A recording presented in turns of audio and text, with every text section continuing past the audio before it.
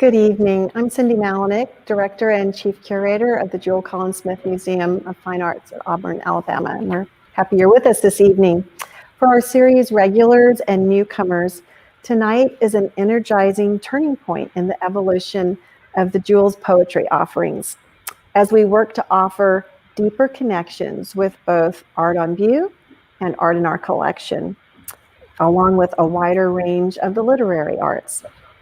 We're so fortunate this evening to have Lila Quintero Weaver to read from her graphic novel, Darkroom, a memoir in black and white. 25 of her original drawings and also personal memorabilia are on exhibit here through May the 30th. Not only is this the museum's first exhibition featuring works from a graphic novel, but the thought-provoking installation shines a light on a lesser-known but still very important historical event that took place not too far from Auburn. It draws heart-wrenching and not surprising parallels to civil unrest currently. Ms. Weaver tells her immigrant story against the backdrop of the murder of Jimmy Lee Jackson in Marion, Alabama by a state trooper in 1965. Let's take a brief look at the exhibition.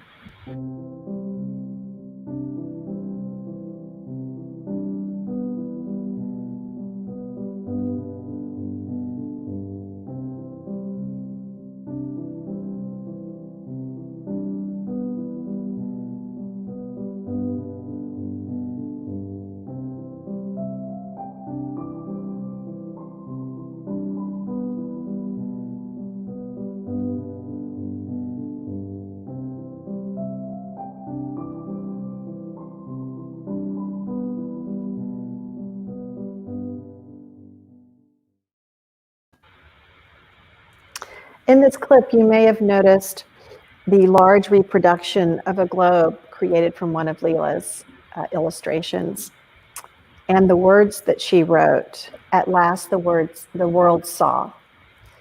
We invite visitors to the exhibition to consider these questions after they've seen the exhibit. What has changed? What remains the same? What kind of future do you envision? And we've been gathering the responses. They've been fascinating. And here are just a few. I hope for a future with greater empathy. We must acknowledge the many barriers that have been put in front of communities of color. More people are beginning to understand systemic racism and what it means to be anti-racist. Will you join us in a productive dialogue tonight and going forward? I'd like to acknowledge our donors that are watching tonight and the Alabama State Council on the Arts, all of whom provide funding for this literary arts program. I wish you an enjoyable evening. We're so happy to have Lila with us, and it's now my pleasure to introduce Callista Malone, a graduate teaching assistant, in the Department of English, to tell us a little bit more about our artist and author. Callista? Thank you. Our artist tonight works in many mediums as a graphic memoirist, illustrator, and author. Lila Quintero Weaver has published 2 books, Darkroom, a memoir in black and white, in Spanish and English, which was named one of the 2014 notable books for a global society, and her young adult novel, My Year in the Middle. In Darkroom, Weaver recounts her experience of living in the Jim Crow South as a young Latina. Nikki Giovanni said this about Weaver's book, quote, "A truly incredible look at the civil rights movement. Darkroom offers a double view of that movement, a gem," end quote. In regards to My Year in the Middle, Weaver, who also illustrated and wrote, Ingalls said, "My Year in the Middle is both powerful and sensitive, offering a unique view of important historical events through the eyes of an immigrant girl who longs for social justice, friendship, and romance," end quote. Weaver was asked about her process in writing the novel and creating the illustrations in an interview with Reader Girls. She said, quote, "I'm not the first to say it. The graphic novel format is akin to the cinema. With graphic memoir and other non-fictional treatments functioning somewhat like a documentary film, wherein you get the benefit of voiceover, dialogue, and visuals. Sometimes a silent scene can be quite powerful. It takes discipline to leave it untouched by words." End quote. Weaver is from Buenos Aires, Argentina, but migrated with her family to Alabama as a child, where she still resides. Weaver received her BA from New College at the University of Alabama. Her awards include being named a finalist for the Small Press Expo 2012 Ignatz Award for Promising New Talent and the 2021 Sibyl's Graphic Novel Category Award, which recognizes children and young adult authors and illustrators. Additionally, in 2013, the Arts and Humanities Council of Tuscaloosa announced Lila as its Druid Arts Awards Literary Artist. Please join me in welcoming our guest, talented in many mediums, Lila Quintero Weaver. Hello, and thank you so much for the lovely introduction and such a warm welcome. I'm happy to be here tonight. I'm thrilled to be featured in the museum as an exhibiting artist. I hope soon to be able to go to Auburn and pay the museum at large in the exhibit of my own work a visit. So I look forward to that. So I thank everyone at the museum, the director, and especially 4 people that I have worked closely with that I would like to acknowledge by name. And that is Jessica Hughes, who worked with me for over a year, getting the selection of the drawings done and many other details. And then Christy Barlow, who came into the picture eventually to invite me to participate in this program that we're doing tonight, as well as Charlotte Hendricks and Mike Cortez. And I could name more people, I'm sure, but I'll hold it there. And I just want to thank everyone for their professionalism and the warmth that they have received me in, and just their many kindnesses. So I'm conscious of the fact that tonight I'm taking a spot that normally is reserved for poets. So we're going to be doing something different. I'm not a poet, but I do work with words and with images, and that is, as you will see in the presentation I'll begin shortly, that's what we'll be talking about. So just a quick word about the presentation. I have slides that I'll be showing you. This is an illustrated work, so that's really the best way to talk about it. And I want to now and then pause to give you a chance to look at the images without having the distraction of my voice on top of it. So if I stop, I'll try to say, I want to take a pause now or something like that, so that you'll be oriented, and then we'll move along. But okay, so we will be ready to start. I think my image will be gone, and now we'll get to the first slide in the presentation. This is the cover of the book. Darkroom, a Memoir in Black and White, is the illustrated account of my family's immigration to the U.S. from Argentina in 1961. So the book's been out since 2012, but it still feels a little weird to say I wrote a memoir. And I don't know, it's just that it feels like my life is too boring or too ordinary to deserve a memoir. Even so, I ended up writing one. And so let me tell you a little bit about how that happened. So in the early 2000s, I enrolled in a university program. And kind of the huge assignment that crowned that program was to create a project with a topic of my own choosing. And so I started thinking about what that might be. So around that time, if you may remember, immigration issues in the state of Alabama were really heating up. And I didn't like what I was hearing. So it got me reflecting on my family's journey. The fact that somehow we'd gone from being the only Latinos in our small Alabama town to becoming naturalized citizens and forming deep roots in our adopted country. We even acquired Southern accents. But this personal history felt like a blur, like a series of disconnected memories with no through line. I wanted to explore what happened to us as immigrants and what happened around us. So that project, that academic project, ended up being about 40 pages. And it felt really satisfying to get my story down on paper and to shine a spotlight on certain shadowy passages of 1960s Alabama.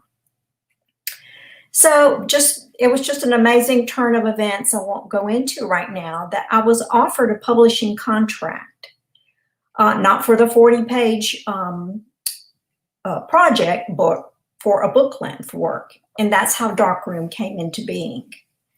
And once I started working on the manuscript, I dug further into the historical record, into the current events of my childhood, especially the civil rights movement of the 60s. And during my quest to learn more, I discovered the young man I'm about to introduce to you. This is Jimmy Lee Jackson, a high school graduate, a military veteran, and a deacon in his church. At 26 years old, he was shot by an Alabama state trooper during a voting rights protest march in Marion, Alabama. If you'll take a look at the drawing on the left, you see 3 figures running through the headlights of a squad car.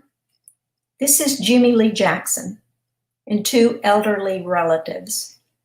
He's guiding these 2 elderly people to what he believes will be a safer spot, away from the violent mob that is attacking the protesters in that very moment. A few minutes later, the trooper fires his gun at Jimmy Lee. And this happened just 1 block from my childhood home in Marion. In fact, today, February 18, is the 56th anniversary.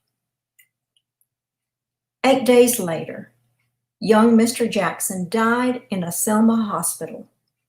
And shortly after this, the state of Alabama absolved the trooper of all blame.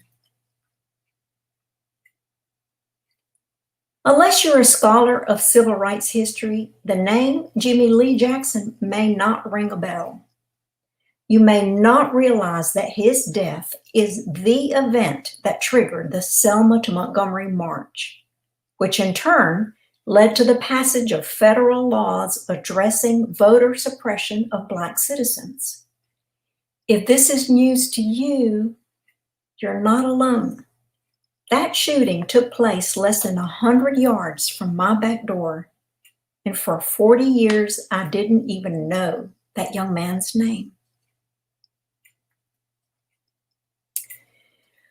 So I came to memoir writing with so many questions. What happened in my hometown in the winter of 1965?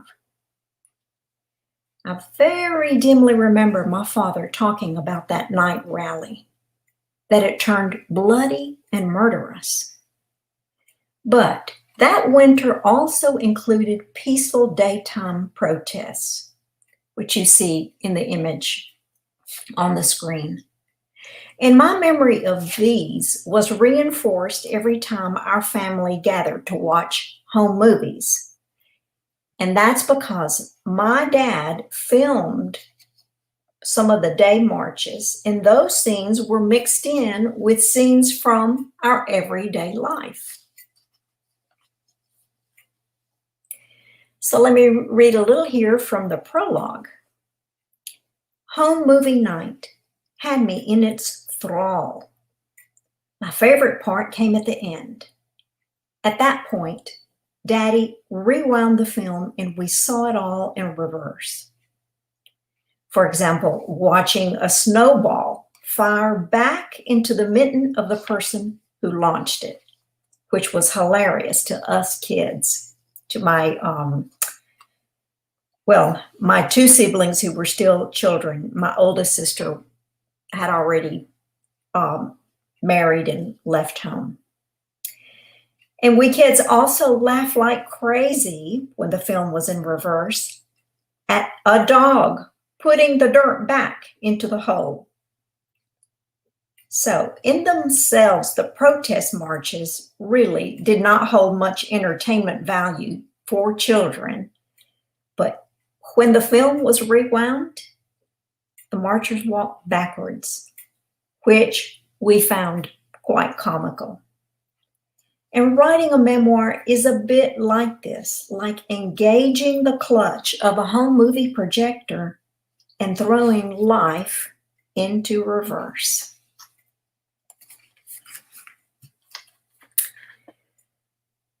So here I'll pause for a minute and just let you look if you'd like.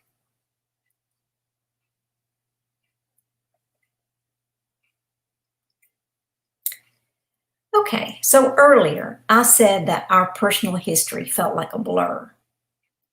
When I slowed down to examine it, I saw that in many ways our experience followed the pattern of immigrant stories everywhere.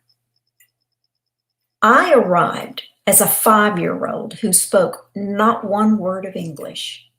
In fact, really, I was so scared of it. Yet halfway through first grade, I'd mastered English so well that from that point forward, I refused to speak Spanish, much to my parents' consternation. But beyond the cultural and linguistic challenges common to immigrants the world over, my family's experience was also colored by the timing of our arrival and the fact that the geographic spot where we landed was primed for racial upheaval. So let's look a bit more closely at that geography. Here's what I wrote about my adopted hometown of Marion. It sits on the northern edge of the Black Belt region, named for its fertile, dark clay soil, where once upon a time cotton reigned as king and slave-holding plantations composed the state's economic core. In 1961, Marion was a charming town of 3,200, neatly divided between black and white. Until we arrived, we introduced a sliver of gray into the demographic pie. We were the only Latinos for many miles around. A lot of people find it odd that we settled in such an out-of-the-way town. And the reason for this is that my dad took a teaching job at a small local college. And on the side, he also did some photography. In our tiny Alabama town, Daddy trained his lenses on many an important event. You could find his ads in the Marion Times-Standard. Photography was but one of his passions. If you'd like to just take a quick look, I'll give a little pause. Up to 1961, when my whole family came to America, my father's life can be summarized in a series of snapshots. Born in Argentina at the foot of the Andes, orphaned at age 9, left homeless along with his brother, rescued by American missionaries, taught himself to read, called to preach, wed to my mother, immigrated to America, and acquired the first of many cameras destined to record much of our lives. Consequently, every house we ever lived in had a makeshift darkroom. We were overrun with photos. And the camera didn't miss much. Even so, there are no images of my passage from Argentina to Alabama, boarding the plane in Buenos Aires, flying over the Andes, stepping on U.S. soil for the first time. These only existed in my mind's eye. Daddy seemed born to teach, and in the darkroom, I was his pupil. Much came down to the interplay of light and dark. In the darkroom, all light was forbidden but the eerie red safe light. Once developed, the negatives were ready for the enlarger. Clear patches in the negatives let a blaze of light pass through, invisibly transferring the image onto the paper.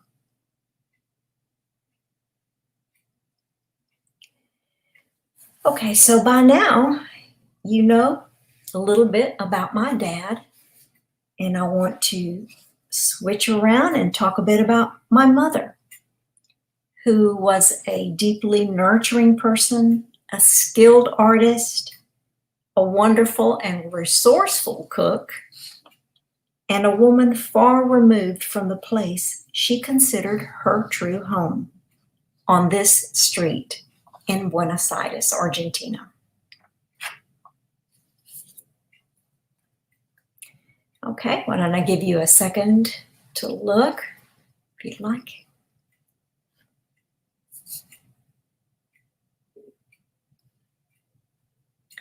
"1964. Letters postmarked Buenos Aires arrived every few weeks. They formed a slender tether to the old country. With each passing year, my idea of Argentina contracted a little more. It was down to the words of my grandfather and the photos that came with his letters. The tiny people in them, aunts, uncles, cousins, grandparents, looked increasingly like strangers. Mama's and Daddy's stories about the old country took on the feel of fairy tales on yellowed paper. When I was a little girl, she would say. When I was in the army, he would say. So a rosy colored hue colored Mama's pages. It was the beautiful life.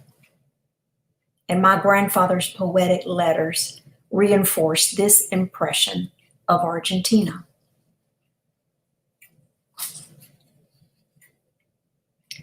Daddy's stint in the Argentine cavalry provided an introduction to Argentina's regimented side. That's when he learned to do handstands on horseback. No kidding, he had photographic proof. Then there was his horrifying account of an overloaded pack horse whose spine snapped while crossing a ravine. Boom! An officer put the horse out of his misery. The military was an ever-present fact of Argentine history, and politics mostly played in the background of my family's saga. But now and then, things got loud and personal. If you'd like to take a minute to look.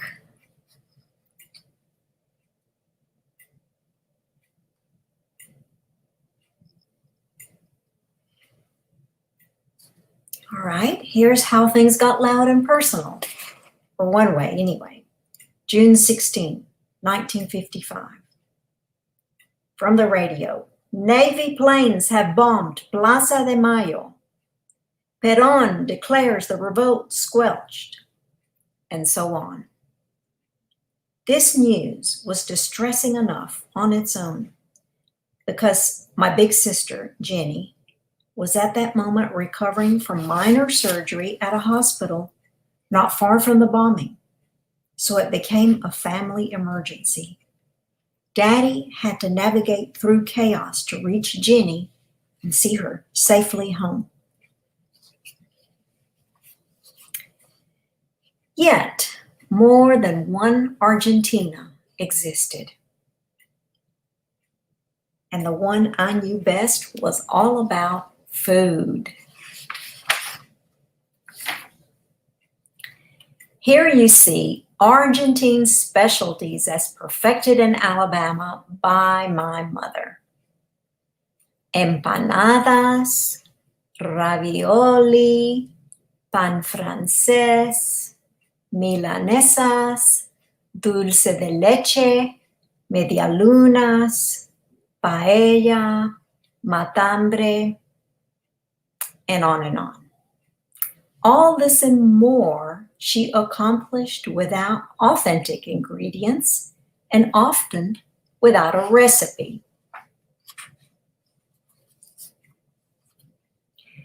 Okay, so taking a little break from the illustrations in the book, I'll just show you a bit more about my parents. This is my mother, who is seated there at the easel painting a portrait for a client. And over the years, over decades really, she completed hundreds of portraits on commission that are still, in bank buildings and in corporate offices, just around, especially the state of Alabama, but in surrounding states. The last one she painted was of my father at 75. And between her portrait work and his photography, I would say that my parents made art making an absolutely normal thing to do. And this lit the path for us kids to follow in their creative footsteps.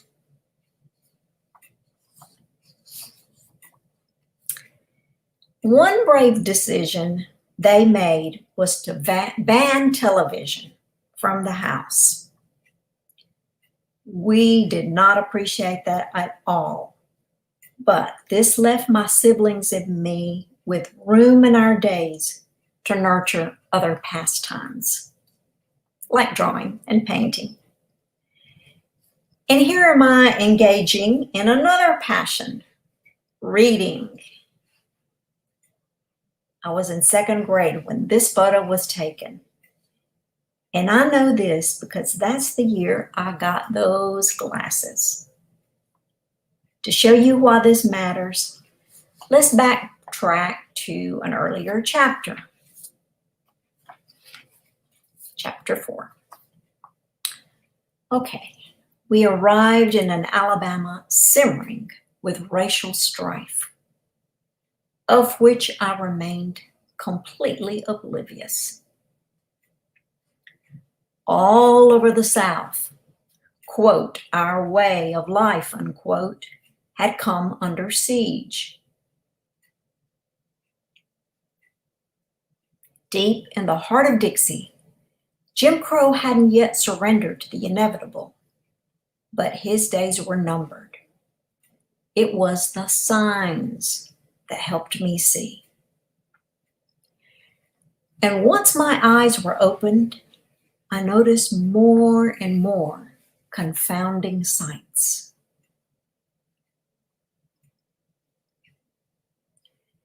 Black patients used the health clinic's alley entrance. Inside, a separate waiting room. I saw this with my own eyes.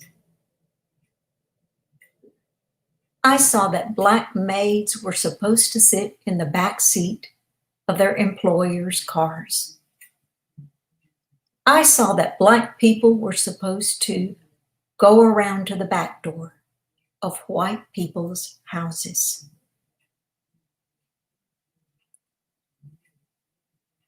I saw that these separations began in the hospital nursery and ran straight to the graveyard.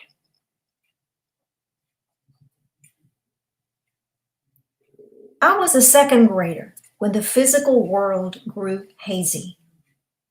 Mama, everything's blurry.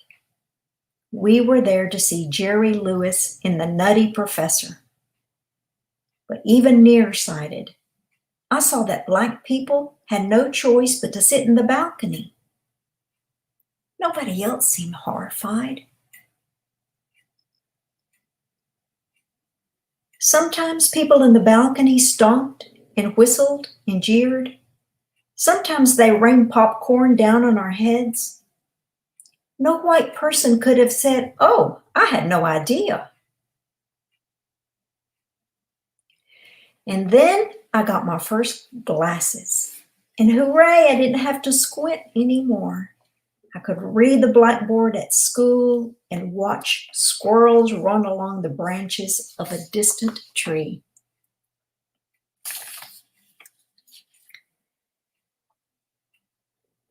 In Darkroom, I play with all types of motifs related to the visual world and how we perceive it. For example, old cameras are, to me, beautiful objects in themselves, but so is everything they stand for. I feel much the same about the darkroom. For all its scientific precision and the wonder I felt as a little girl when my daddy let me slip blank photographic paper into a vat of developer, and before my eyes, an image began to form. I think of photography as a time capsule. We gaze at old photos and we're transported to that flash of a second when the camera shutter went click, when that long ago person stood in front of that no longer existing building, when that individual stooped to drink from a fountain labeled colored. Sometimes our visits to the past call on us to question and adjust our perspectives about exactly what happened.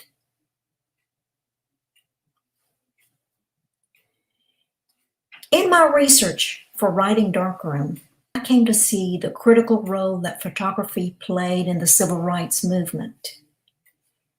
A lot of our country was in denial about Jim Crow. But as news cameras visited places like Marion and Selma, where Black people tried in vain to register as voters, the truth came out. Print news and broadcast news brought vivid scenes of brutality and ugly racism into America's living rooms, and the country at large began to wake up. Finally, the federal government felt compelled to right these wrongs. By the way, journalists and news photographers who covered the civil rights movement often risked life and limb when they took their crews to places where racial conflict was brewing. And this certainly proved true in Marion, where one of the people injured by the mob was an NBC News correspondent. Of course, my father's photography had a much more personal impact. He preserved ordinary moments of family life, and in Darkroom, I pay homage to his work. Here's but a tiny sampling of my collection of family photos, some of which are in the museum's exhibit. Often, I use photos like these as reference materials for the illustrations in the book. In fact, to those of you who've read Darkroom, you may be able to recognize a few of the characters.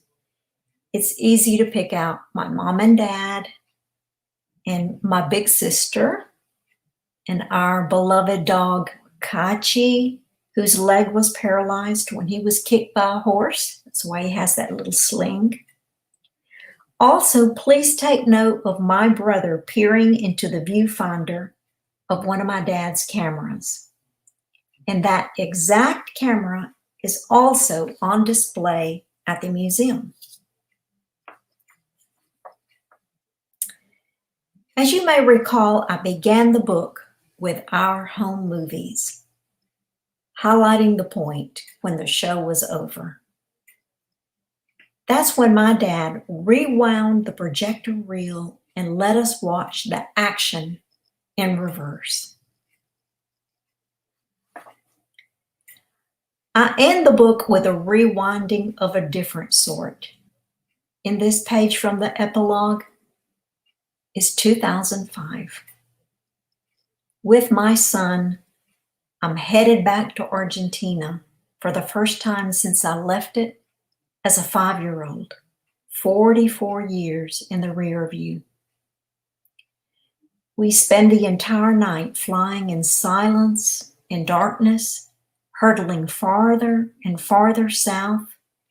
With every hour, we're closer to the city of my birth, a place that for decades lived in my memory as little more than a foggy dream, shrouding people, places, and moments.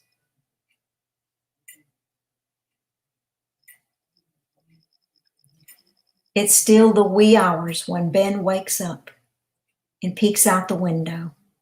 Look, a fiery red edges the horizon. The silhouetted wing reminds me of a blade peeling back the years.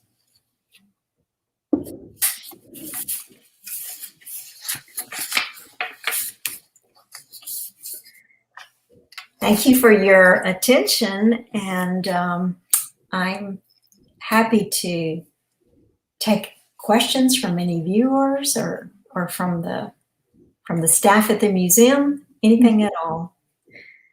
Great. Hello, everyone. My name is Christy Barlow, and I am the School and Community Program Senior Manager at the museum, and I will be relaying any of your questions to Lila.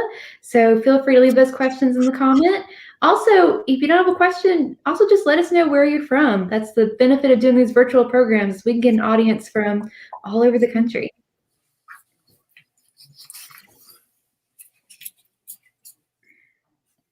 All right.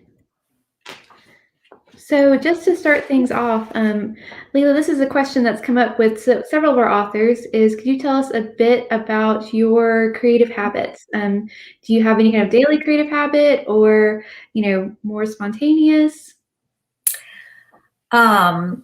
So one thing that I have been doing in recent months, and I do like to mix it up. I'm not a person who really relishes long-standing habits to do day after day. So I got a journaling app.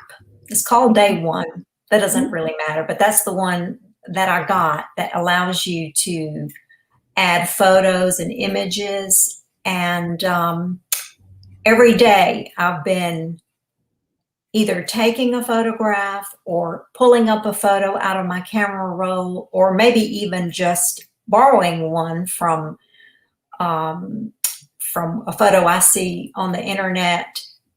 And it's whatever strikes me as beauty.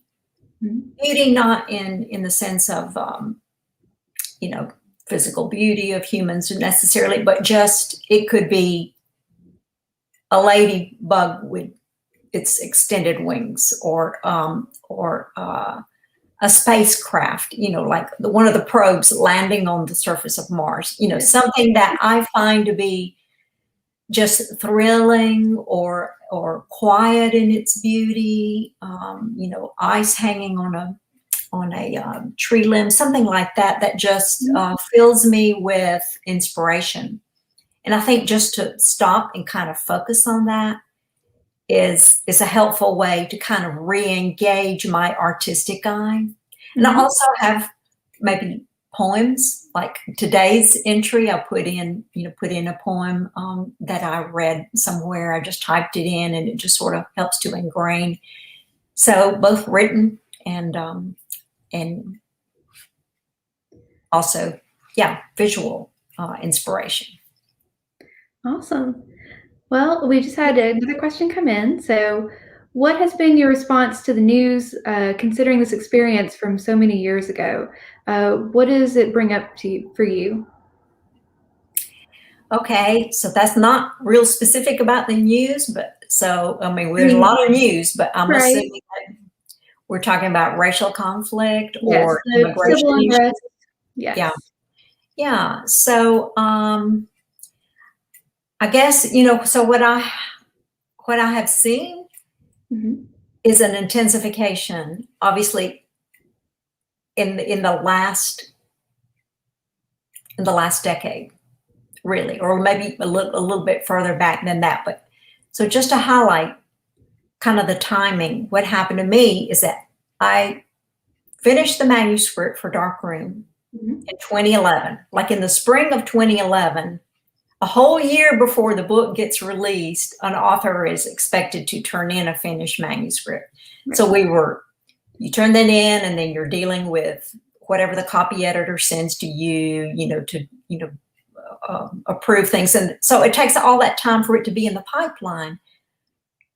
While that was happening, certain things that I had written about as feeling like they were long ago, for example, I didn't talk about this tonight in my presentation, but as Latinos in the South in the 1960s, we were just kind of like, regarded as, isn't that interesting, or isn't that curious? We were not perceived as a threat in any way. We didn't really take an assault of personal discrimination or anything like that. And so I was kind of reeling at the rapidity of things that were beginning to happen in 2011, while I'm finishing my book, while it's really too late to say, maybe expand on a certain topic, to get an update on what's going on in Alabama with regards to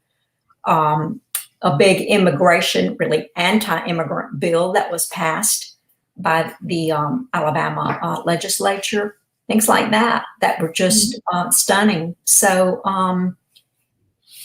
I'd had this idea that progress was linear, that we were, moving more and more toward being a society that is inclusive and that wants to demonstrate equality for all those things that we hold in high regard if we really stop to think about it. And yet it seemed everything was starting to unravel. And, here we are once again with just a shocking amount of regression into a time that I recognize as basically masks off. Let's go ahead and let's just like, go ahead. You're racist. You blurt out racist things. No problem. The world is, our society is more accepting of that, is more accepting to talk that way or to behave that way. So that's really super sad to me. Very, very distressing.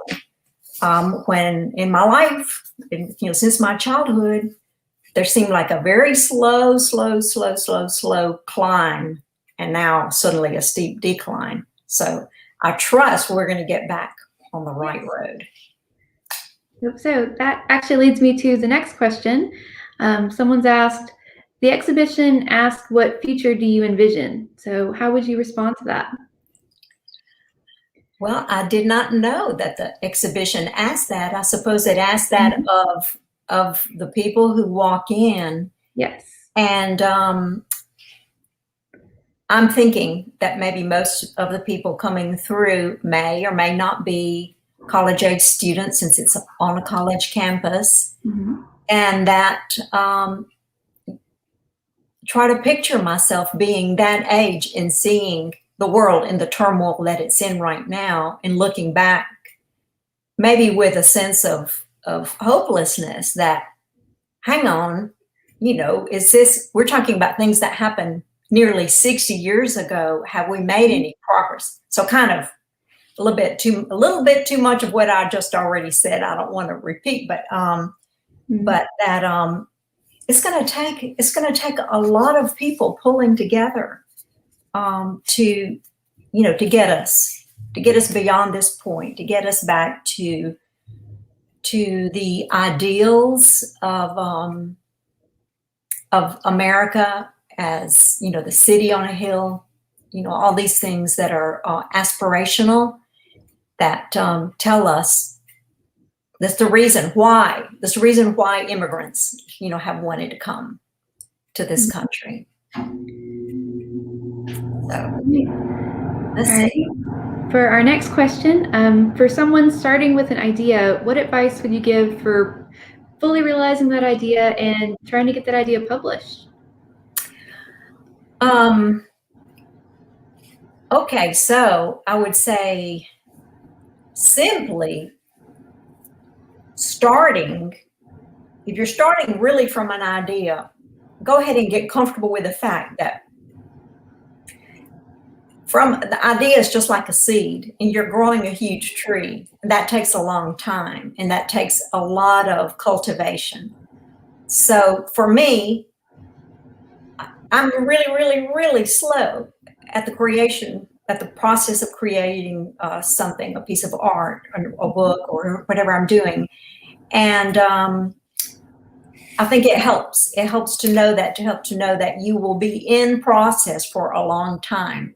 Mm-hmm. But to realize the idea and getting published. So getting published is, I think, probably better to kind of wipe that out of your mind for while you're doing what you're going to do. Because if you're thinking too much about, I want to publish this, that might throw things off kilter for you. It might keep you from really expressing your heart in pouring the creativity. It might make you feel too hemmed in and to think about, whoa, what will the market want? What will literary agents and editors say about this? So I think it doesn't really help to cast yourself that far forward to think about a publisher would be or would not be interested. So yeah, but there's, whole seminars and books and conferences and all about how to get published. But I think maybe that's way in the distance, when you're only starting with that idea. And that clock, and that starts over and over again for any author, really, with each new project. You can't really think about the publishing part of it at the onset. So. Well, that actually leads to our next question. You're doing an excellent job of leading me to each question as they come in. So what are some projects you're currently working on, if any? Well, I'm doing what I like to think of as replenishing the reservoir. And I'm not very good at doing too many things at once. Mm-hmm. So when I have worked on my 2 books that I published, plus the translation of Darkroom, which I was heavily involved with, I couldn't really, there wasn't really much room in my head to engage in a lot of reading and things like that. So I'm doing a ton more reading this past year and a half, even before the start of the pandemic. But now I have so few distractions because of staying home a lot. So I'm letting ideas percolate. I'm even thinking about, I don't know if I'll write another book, but I want to be able to just sort of let things come up and then settle and then see which one calls to me if they do. So that's what I'm doing in terms of kind of preparing myself for any kind of creative project. So. Very good. So another question that's come in has been, Do you have any other examples of graphic novels, either fiction or nonfiction, that you would recommend? Okay, so my big one right now that I feel obsessed with is, the English title is Belonging, and it is written by, I believe her name is Nora Kurtz, Kurz. Are you familiar with it? Okay. I think I've heard of it. Yeah. Okay, she is a German American. She's a young woman. I think she maybe is around 40. And she wrote a fantastic graphic novel about that kind of examines from a long lens, pardon me, examines kind of this huge issue that we maybe don't relate to, that we don't have that much connection to, unless, I guess, we've spent a lot of time in Germany, which I have not. And that is this sense of German guilt, that even in succeeding generations, even in a person her age at 40, obviously she had absolutely nothing to do with the horrific things that happened during the time of Hitler and Nazism and the Holocaust and the death camps, all of that. She has absolutely carries no blame whatsoever.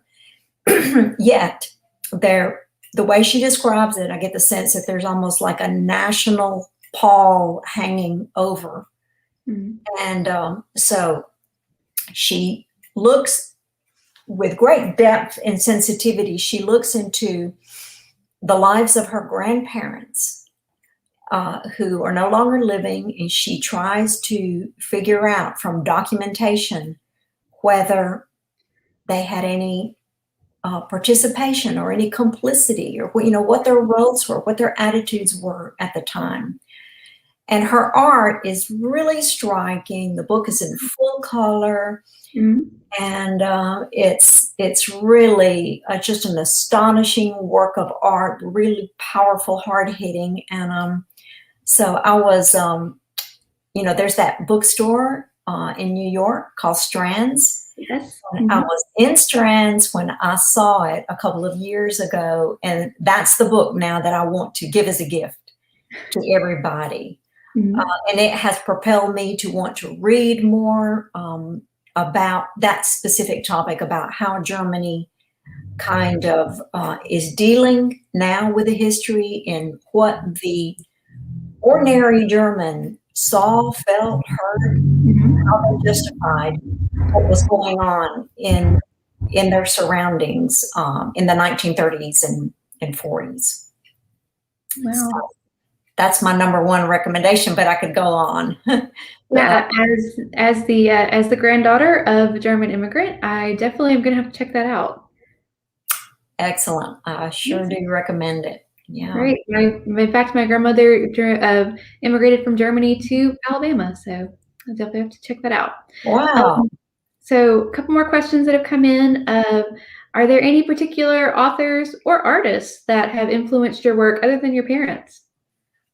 Oh, many, many, many. I remember one thing that my parents did for us to kind of nurture our artistic side is that they bought these huge sets of art books. I don't even know if this exists anymore, but there were these Time Magazine and Life Magazine, and they put out books that were all about, certain, each volume was a certain era of art. And so, not having TV and rainy days and just like paging through those books and just kind of educating my eye. So during that time, I could just, drink up, say, like the Italian Renaissance painter Caravaggio, which I just thought was just like absolutely knock your eyes out. All the way to, say, another very highly realistic painter like Andrew Wyeth, an American painter. But also non-representational painters of that came along in the 20th century, and a personal favorite of mine is Mark Rothko, and I just have so much that really just I just feel connected to and just deeply love. I think there was also a question about authors. So as a graphic novelist, the author that kind of kicked me off, that sort of caught my attention and made me see what was possible was she's an Iranian woman who immigrated to France. Her name is Marjane Satrapi. I don't know how you pronounce it, but that's my guess.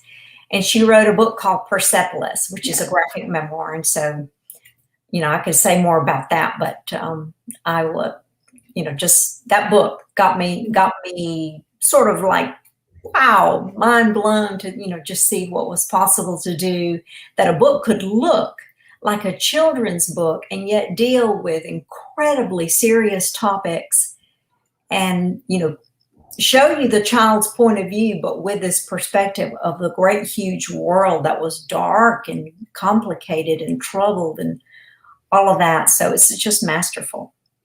Right. Yeah, Persepolis is actually a personal favorite of mine. It's just amazing. And there's a film version of it as well. I've heard. I have not seen it, but I've heard. Yeah. So a question that I have is, what kind of drew you to using a graphic novel as a medium for your memoir? Were you a fan of comics when you were a kid, and what drew you to that medium in particular? So I had never thought about working in that medium until I saw Persepolis, until that kind of came to my attention. And then I thought, whoa, this is interesting, because it's at the intersection of the things that I care about, art and writing. So I seized on that. But well before that, I wasn't ever really big into, say, like the Marvel world or the DC, all the superheroes and that sort of thing. But one of the series of comics that I love from that era, from the 1960s, is the Classics Illustrated, which now I think it exists and it just has a completely different look. So Classics Illustrated from my time, you could read in a comics format a book like Last of the Mohicans, say, or Wuthering Heights, which, to be honest, I would, as a kid, I would never have read them in their full textual format. And then also my sisters and I loved Archie and Veronica, and all of those kinds of that style of work. That was kind of my bent. Oh, and also Mad Magazine was huge for us. It not only were there just enormously talented artists do the work there, but it also taught me a lot about things like satire. And it schooled me, as even as a kid, on a lot of things concerning literary concepts that nobody had those labels on them, and yet they were I was drinking them in unconsciously, making them part of my sensibility, artistic sensibility. So, all right. Well, yeah. I think that is it on our questions for tonight, and we have so enjoyed having you. Thank you so much for participating, and I just want to thank everybody for joining us this evening, and a special thanks to Lila Quintero Weaver, also our college partners, donors, and the Alabama State Council on the Arts. I invite you to join us on Instagram, Facebook, and YouTube at jcsm Auburn. We are open this semester with reduced capacity. Should you want to spend some time away from the screen, you can check out some different engaging exhibits, including Darkroom, Bernini and the Roman Baroque, masterpieces from the Palazzo Chigi, and Outside In, featuring Audubon etchings and specimens from the Museum of Natural History. So, and I should also mention that Memoir, not Memoir, Darkroom, a memoir in black and white, is for sale in the museum shop. So if you've been inspired tonight to check out Lila Weaver's graphic novel, you can come and get a copy at the museum tomorrow. So have a good evening, everyone. Be well, and good night.